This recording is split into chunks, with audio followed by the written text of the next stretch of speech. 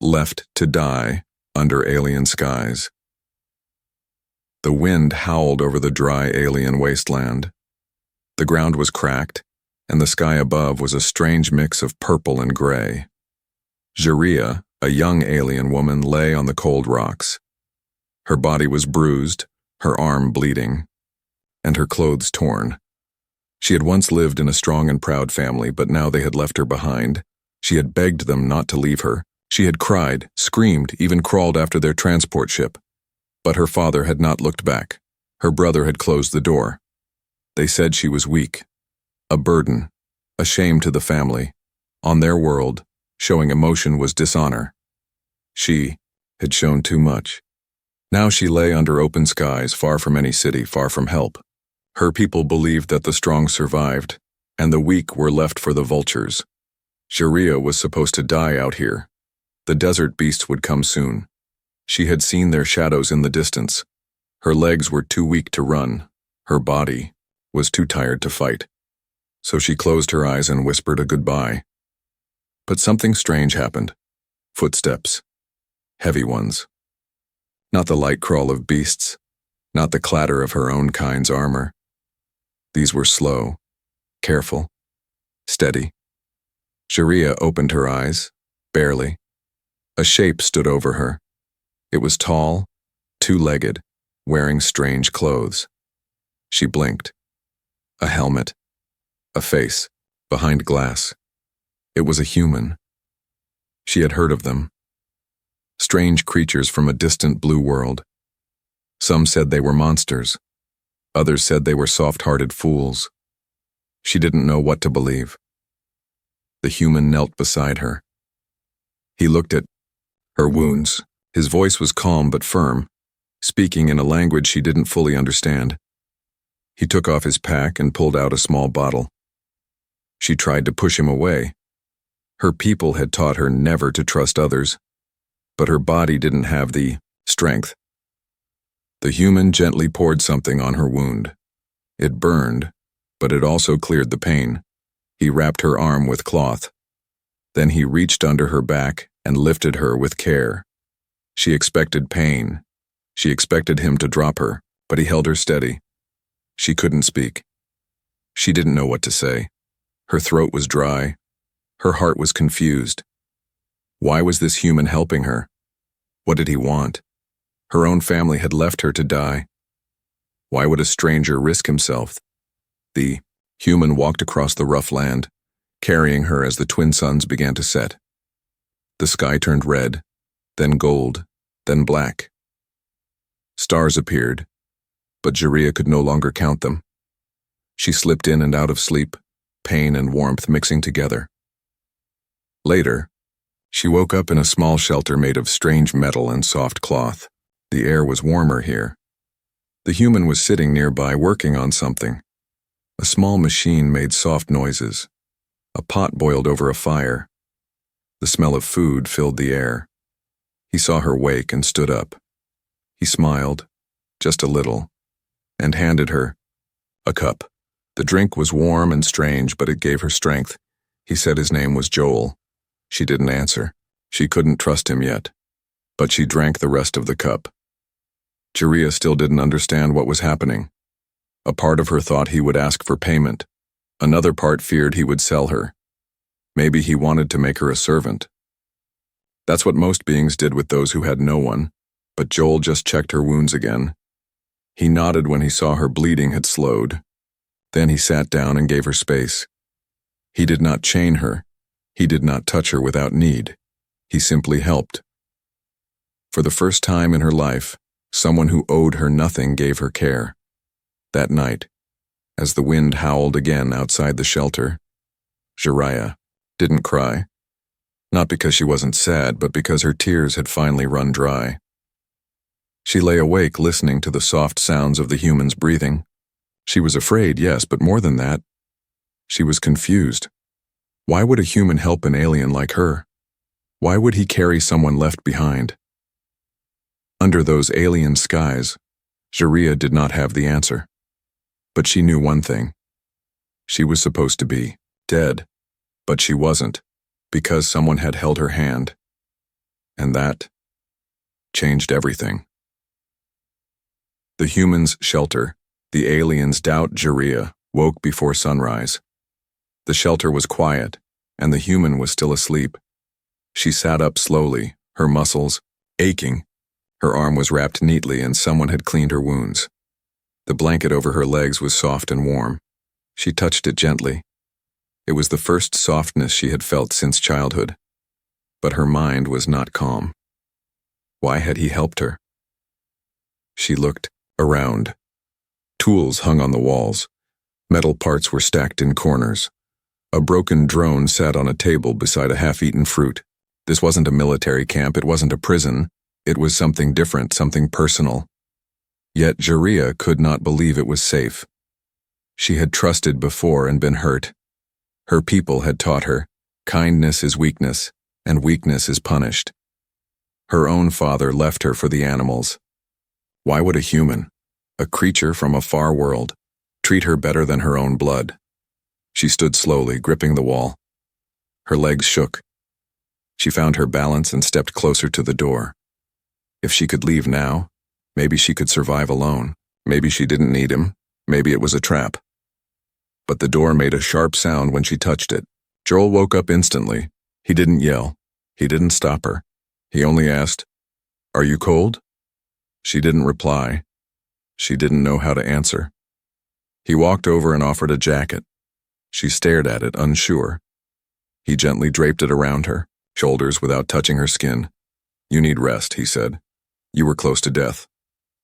She stepped back. "Why?" He tilted his head. "Why what?" "Why help?" she asked, her voice rough. Joel paused. He didn't answer right away. He walked over to the fire and added more wood. The flames grew, throwing warm light across the shelter. "Because I saw someone dying," he said simply, "and I didn't want to walk away." Jiria felt something tighten in her chest. She didn't know if it was fear or something else. Joel continued, "When my ship crashed here, no one helped me. I survived by chance. Maybe this is my way of giving back." Jiria looked at him closely now. His face was lined with fatigue. His eyes were sharp but tired. His hands were strong, calloused and scarred. This man had also been left alone once. She sat down again, the jacket still on her. The silence between them was heavy but not cold. Later, Joel cooked something over the fire. He offered her a small plate. She sniffed it, unsure. Her kind didn't eat the same food. But hunger won. She ate slowly, watching his every move. He didn't stare. He didn't talk much. He gave her time. That day passed with few words. Joel repaired a small machine and Jiria sat in silence thinking. Her body healed slowly but her heart stayed guarded. As the second night fell, she whispered to herself in her language. Words of caution, words of warning. But deep down a single question echoed louder than all. Can a stranger be more family than blood?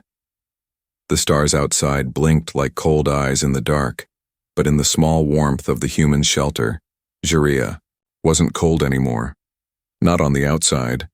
Inside her doubt remained. But something else had begun to stir. Something called hope. She waited for the pain to begin, but it never did. Jiria lay still in the corner of the shelter, her eyes open, but empty. The soft hum of Joel's machines filled the silence. Days had passed and her body was stronger now. The bruises had faded. The cuts had healed. But her heart remained locked behind thick walls. She had learned to wait for pain. That's how it always started. First came the kindness, then the orders, then the punishment. No one gave without wanting something back. That was the rule of her world. And yet this human had not asked for anything. He had not tied her down. He had not touched her unless she was hurt. And even then, his hands were careful. Still, Jiria didn't relax. She sharpened a broken piece of metal and hid it beneath the blankets. She memorized the door codes. She listened to his footsteps and watched his habits. If this was a trap, she would not be taken easily, but the pain never came. Instead, Joel shared his food and repaired a cracked translator chip for her ear. When she finally heard his voice in her own language, she froze. "I thought it might help," he said, setting the small tool down. "No need for guessing anymore." Jaria said nothing. She stared at him. "You repaired this? For me?" Joel nodded once. "I want you to understand. I don't want you to fear me." That made her angrier somehow. Fear was normal. Fear was safe. But now she didn't know what to feel. She had prepared to fight, not to be understood. That night, Joel sat across the fire, fixing one of his drones. Jaria watched him. His hands moved with skill, but there was sadness in his eyes. He looked like someone who had once lost everything. "Your people," she said suddenly. "Where are they?" He paused, his fingers stilled. "Gone," he replied after a moment. "I was on a trade route when we were attacked. Everyone died except me. Ship crashed here. I've been alone ever since." Jaria blinked. "You were abandoned too?" "No, just unlucky." She looked away. "I was left on purpose. My family didn't want me." Joel didn't speak. He let the silence fill the space between them. Then he asked, "Do you want them back?" Jaria shook her head slowly. "No. I just want to know why a stranger treats me better than my own blood." Joel gave a small, sad smile. "Because sometimes strangers understand pain better than family does." She didn't reply, but his words stayed in her mind. The next day, Jaria found a clean shirt folded near her blanket. Not armor, not rags, just a soft, plain shirt. Human size, but she managed. It smelled like dust and wind, and oddly, it comforted her. Later, Joel handed her a small device. "For protection," he said, "if anything comes near the shelter." She expected him to say, "if I leave." But he didn't. He never told her what to do. Jaria walked to the edge of the shelter that evening.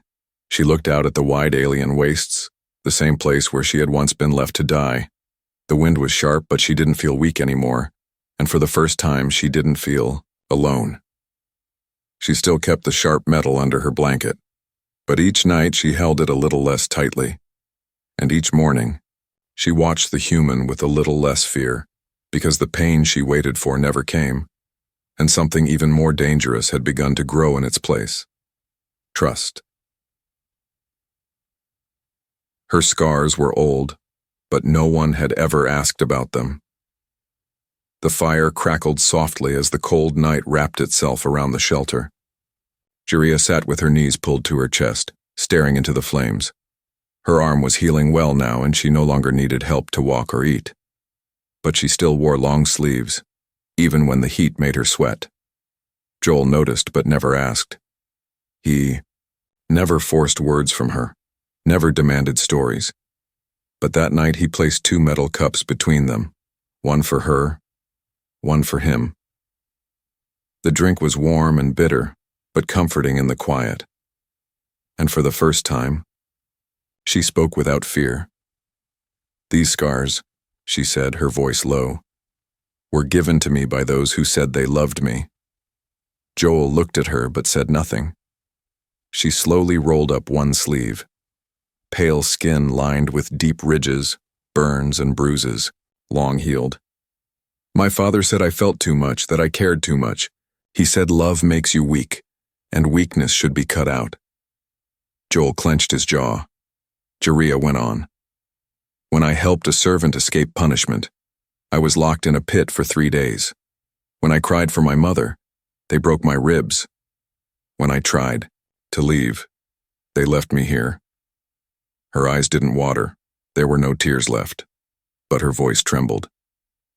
Joel reached for a pouch at his belt and pulled something out, a small photograph, worn and bent. He handed it to her. "This is my family," he said quietly.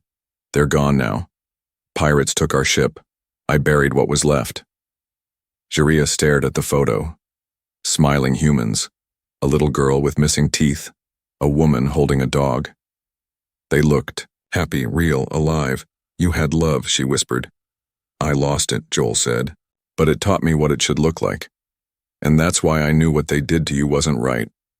Jaria looked down at her arms. Her skin remembered every strike, every cruel lesson. But her heart was hearing something new. Something she had never been taught. That pain was not love. That kindness was not a trick. That not every hand reaches out just to take.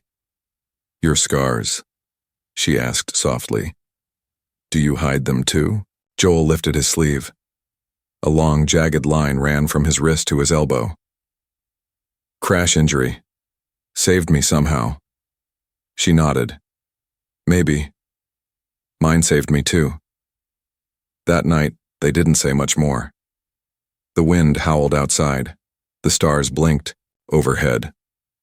But inside that little metal shelter, two broken beings sat beside one another, not as alien and human, not as weak and strong, but as survivors. And for the first time in her life, Jaria fell asleep without a weapon under her pillow. Not because she stopped being afraid, but because she finally believed someone might protect her even while she slept. She heard the sound of engines and her blood turned cold. The morning began with silence, as most did. Joel was outside, fixing one of his signal towers. Jaria sat inside, helping align some spare circuit boards. Slow work, but calming. She had started doing small tasks around the shelter, not because he asked her to, but because she wanted to. She liked the quiet rhythm of this new life. But peace doesn't last in the wastes. The ground gave a small rumble, barely noticeable like a breath held too long. Then came the sound. A deep growing hum that echoed through her bones. Jaria froze. Her hand slipped, cutting her palm on a sharp edge. But she didn't feel the pain. That sound. She knew it too well. Hover engines. Military class. Her people were coming. Joel walked back inside, wiping sweat from his brow. But before he could speak, he saw her face. Pale, shaking, her eyes wide with panic. They're here, she whispered. They found me. Joel didn't ask who. He didn't waste time. He grabbed his pack, pulled out a scanner and moved to the door. The signal was faint but real. Two ships less than 20 kilometers away and closing fast. Jaria backed into a corner, hugging herself tightly. If they find me, they'll kill me. Or worse, and they'll kill you too. For helping me. Joel turned to her. Then we won't let them find us. She shook her head. You don't understand. They are trained. Tracked me once. They'll do it again. He crouched beside her. I'm not leaving you. If they want to hurt you, they'll have to come through me. Her lip trembled. No one had ever said that to her. Not her family, not her blood. A human, just a human, was ready to stand in the way of soldiers for her. But why? She asked again. Why do this for me? Joel looked at her with steady eyes. Because I don't leave people behind. Jaria felt something inside her snap, not in pain but in release. Years of fear, mistrust and sorrow trembled in that moment. She stood slowly, her legs weak but firm. If we're running, she said, we'll need to go underground. I know caves in the cliffs, they don't show up on scans. Joel nodded. Lead the way. They packed in silence. Rations, tools, water. Joel handed her a small energy pistol. She took it, surprised. He trusted her to defend them both. As they left the shelter behind, Jaria looked back once. That metal hut had been her grave once, but Joel had made it into a home. Now she was leaving it behind to protect him, just as he had protected her. By the time the patrol ships reached the area, only cold wind remained. But in the cliffs, hiding in darkness, two hearts beat together, one human, one alien. And this time, Jaria was not running in fear, she was running to fight, for the only soul who ever gave her a reason to live. She had never fought for anyone, until now. The caves were cold and narrow, carved by time and wind, not meant for comfort or hiding. Joel followed close behind Jaria, his hand gripping a small torch. She moved quickly, her memory guiding them through twists and sharp turns. This was where she once ran to escape beatings. Now she returned not to hide, but to protect someone else. They found a wide hollow deep inside the cliffs. Joel set down his pack and powered down all electronics to avoid detection. Jeria knelt at the edge, listening. Nothing. But she knew how her people hunted. Silence didn't mean safety. It meant they were waiting. Joel looked at her, calm but ready. "If they find us—" "They will," she interrupted. "It's only a matter of time." He nodded slowly. "Then we fight." Jeria stared at him. Her heart pounded. She had never fought for herself. She had survived, escaped, endured. But this was different. Joel wasn't her kind. He wasn't strong like her warriors, nor cold like her father. But he stood for her, with her, without hesitation. Her fingers curled around the pistol. It was heavier than she expected, but it didn't shake in her hand. She breathed deeply. "Then I fight too." Hours passed. The sun began to fall. Shadows stretched across the cliffs. Then came the sharp buzz of scanners. Close. Too close. Jeria's skin tingled. She grabbed Joel's arm and pointed toward a narrow side path. "They'll enter from the main cave," she whispered. "We flank them." Joel didn't question. He followed. As they moved into position, Jeria remembered how she used to cry herself to sleep in these caves. She was small then, powerless. Not anymore. A red light blinked in the distance. Armor sensors. Her people, 3 of them, armed, searching. She waited for fear to flood her. It didn't. She waited for her hands to shake. They didn't. Instead, her mind was clear, focused. She was no longer the girl they left to die. She was someone a human had saved, someone who had seen what real strength looked like, not in fists, but in care. She raised her pistol. A sharp burst of sound echoed. One of the soldiers dropped. Joel fired next, hitting another's weapon. The last soldier turned and shouted something in their harsh language, but it was Jeria who stepped into view. He stared at her in disbelief. "You were supposed to die," he spat. "I lived," she said, calm and sure. "And I chose who I—" "Fight for now." One more shot and it was over. Joel lowered his weapon. Jeria didn't move. She stood over the soldier's body for a long moment. Then she whispered something in her own tongue. A goodbye not to the dead, but to the part of herself they once controlled. That night they didn't return to the shelter. It was no longer safe. Instead they built a fire in the heart of the cave, hidden from the world. Jeria sat close to the flames, her pistol beside her, but her shoulders no longer heavy with fear. Joel passed her a piece of dried food. She took it without hesitation. "I didn't think I could ever fight," she said softly. Joel smiled. "You didn't fight to hurt. You fought to protect. That's real strength." She looked at him, really looked at him. Not as a stranger, not as a human, but as the one person who saw her, not her scars. For the first time she felt something deeper than survival. She felt like she mattered, and that was something worth fighting for. She was left to die. But now she chose her future. Stars above the cliffs were brighter than Jeria had ever seen. They blinked like small fires in a silent sky watching her. Once she would have feared them, feared the silence, the night, the memories. But now she sat beside a fire of her own, next to the one person who never asked her to be anything but herself. Days had passed since the patrol was defeated. No new ships had followed. The trackers were broken. The trail was cold. Joel was fixing an old communicator, trying to send a signal to a passing trade ship. He didn't speak much. He didn't have to. The silence between them had become something safe, something warm. Jeria watched him, then looked at her hands. Not long ago, those hands had been chained, slapped, ignored. Now they held tools, meals, and sometimes, just sometimes, a quiet sense of peace. I don't want to leave, she said softly. Joel paused. You don't have to. But your signal, she said. When someone answers, you'll go. Joel looked at her, really looked. Only if you come with me. Sharia's throat tightened. She had thought about it, about staying here, about hiding forever. But for the first time, she wasn't hiding. She was choosing, and she didn't want to be alone anymore. I want to see your world, she said. I want to build something, not just survive. Joel smiled. Then let's go home.